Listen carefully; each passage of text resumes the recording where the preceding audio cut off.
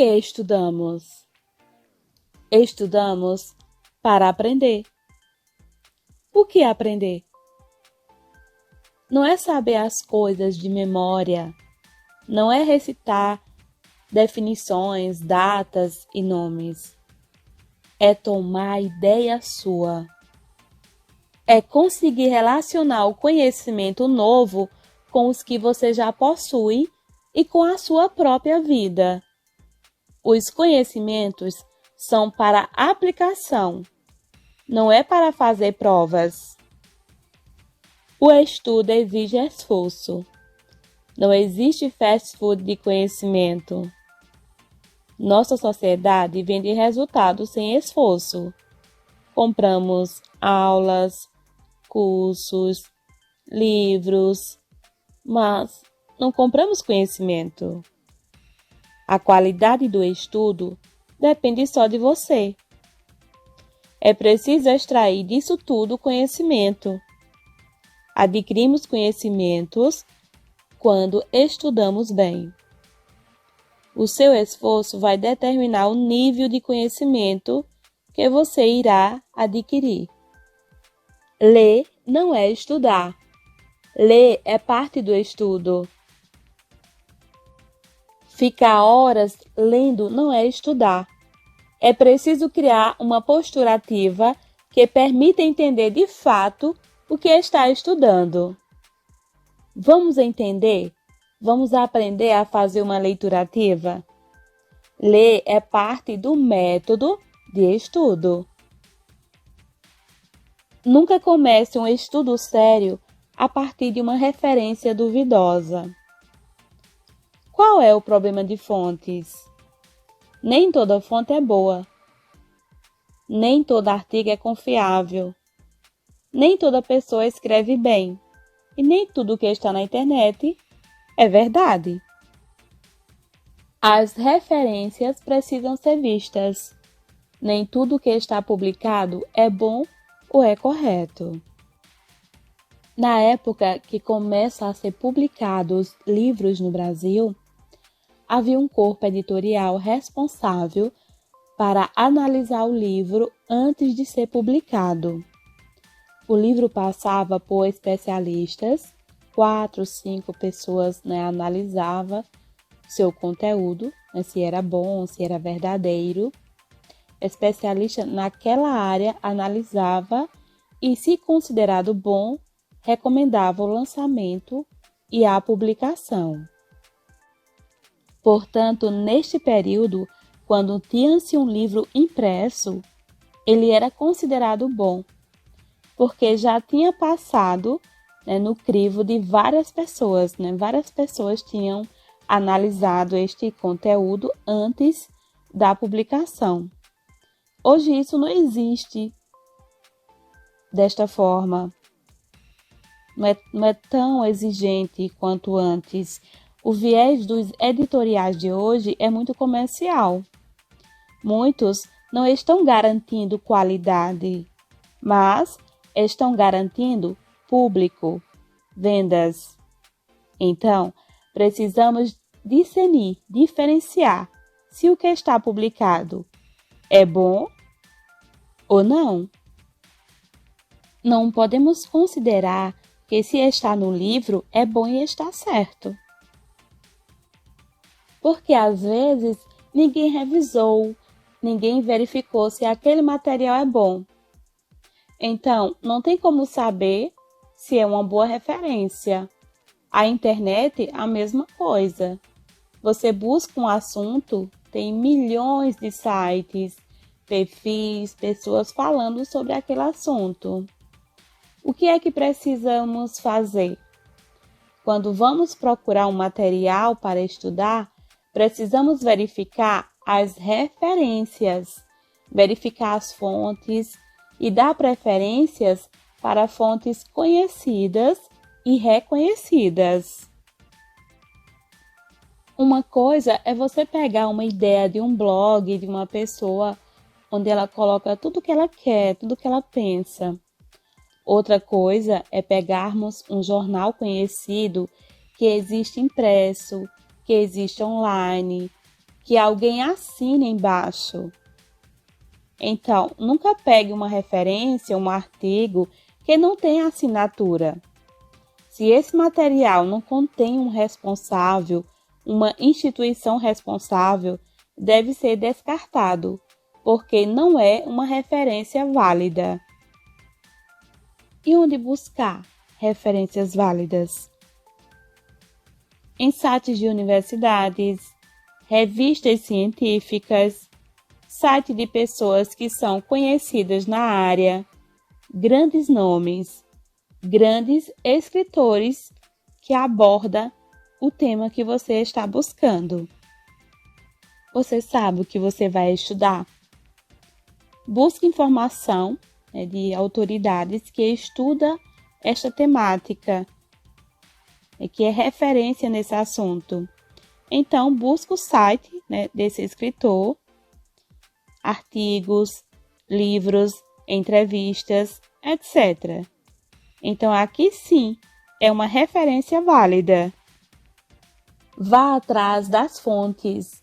Não comece um estudo sério a partir de uma referência de uma fonte duvidosa, porque você vai montar seu conhecimento em cima do conhecimento do outro. É preciso saber se a fonte é confiável para garantir um conhecimento válido. Como você pode procurar essas fontes? Pergunte para quem conhece do assunto para lhe indicar uma bibliografia básica, nomes, sites. É uma forma de você ganhar tempo. Veja se as fontes são confiáveis, para não usar qualquer site. Vê se a instituição tem referência. Não pegar nada que não tenha assinatura. Veja se o material está no seu nível. Nem pode ser muito fácil, nem muito difícil. Quando for escolher o material, seja livro físico, PDF, artigo, leia o índice para ver se o conteúdo atende sua necessidade. Se o que ele está falando é o que você busca. Vê quem é o autor e lê um pouco do material, 1 ou 2 páginas. A escolha errada vai lhe desmotivar. Nem pode ser muito fácil, nem muito difícil. Veja se o conteúdo atende à sua necessidade. Escolheu o material direito, agora é só organizar seu cronograma de estudos. O estudo é um processo ativo, interativo, e isso só depende de você, de sua postura, de sua atitude. A leitura ativa é o coração do método de estudo. Ler não é estudar, porque lemos de forma passiva. A leitura é o contato para uma primeira informação. É uma ferramenta para o primeiro contato para uma informação, mas é preciso de outras ferramentas para trabalhar o conteúdo que você teve contato quando leu, mesmo na leitura ativa. A leitura passiva dificulta o aprendizado. Sua leitura precisa deixar de ser passiva e passar a ser ativa. E como fazer a leitura ativa? Pensar enquanto lê. É preciso pensar o texto lido, discutir com o texto, argumentar com o autor. Precisamos reagir àquilo que o autor escreveu para nós. Se não houver interação, você perde o interesse pelo conteúdo, pelo conhecimento, pela informação, pelo livro, pelo estudo. Ler é conversar com o texto, discutir, argumentar, concordar. E a ferramenta para isso é a pergunta. Lê perguntando. Pergunte constantemente sobre o conteúdo. Pergunte sobre o que fala o livro, o artigo, o capítulo. O que você acha que vai aprender sobre o assunto lendo esse material? Por que esse assunto é importante para você? O que esse capítulo, o que esse item está falando para você? Transforme os títulos em perguntas. Busquem as respostas das suas perguntas. E é muito importante você saber sobre o autor que você está lendo. Sua leitura não pode ser solta. Precisa ser uma leitura direcionada para as ideias principais do texto. As ideias principais do texto, para serem absorvidas pelo cérebro, requer esforço. Você precisa ler procurando pelas ideias principais, lendo e se perguntando o que é importante e o que não é importante, o que é principal e o que é secundário, o que é importante e o que não é importante. E como fazer isso? Primeiro, dá atenção aos parágrafos. Todo parágrafo tem uma ideia. Quando você fecha uma ideia, tem um parágrafo. A unidade de pensamento de um texto é o parágrafo. Cada parágrafo está lá para nos passar uma ideia. Busque as ideias principais. Você tentará extrair do parágrafo uma frase. À medida que você for treinando, ficará mais fácil identificar as ideias principais. Dê atenção para as partes que o próprio autor grifou e destacou, porque provavelmente ali tem uma ideia principal e o autor já deu a dica. Nem tudo que está no parágrafo é essencial. Tem ideias que apoiam as ideias que você irá colocar. Por exemplo, pode haver uma frase para gerar curiosidade, motivação, um argumento. Não é o essencial, mas é uma ideia que está lá ajudando. Às vezes, um parágrafo é toda explicação ou exemplos. Quando é todo exemplo, não é preciso grifar nada.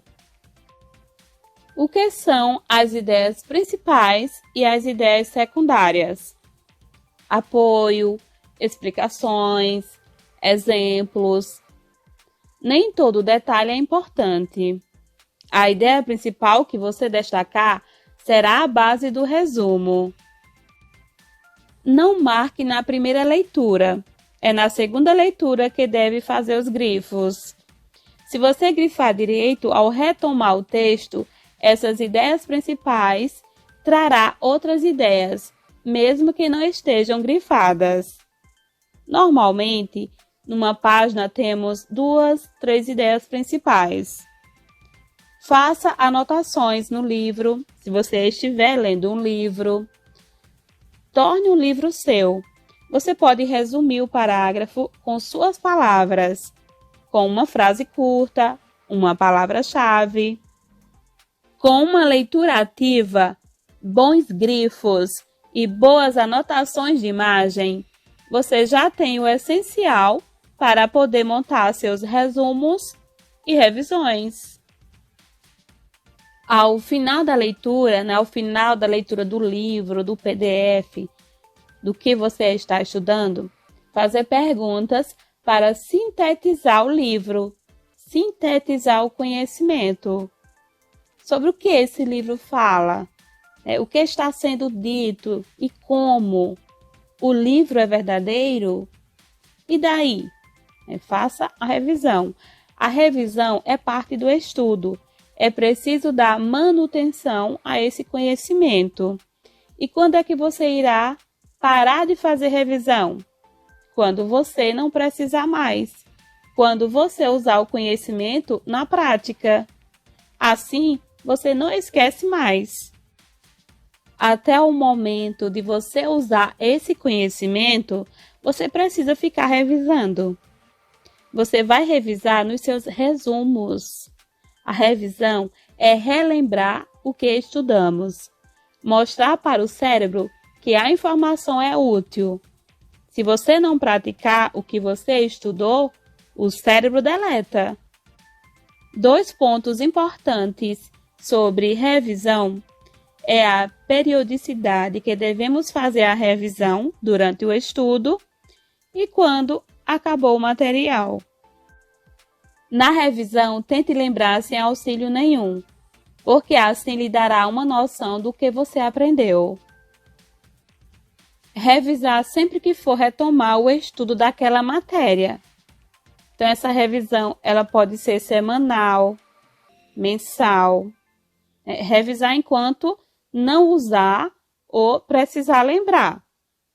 As revisões mensais, bimestrais, a revisão vai demorar cada vez menos à medida que você for praticando.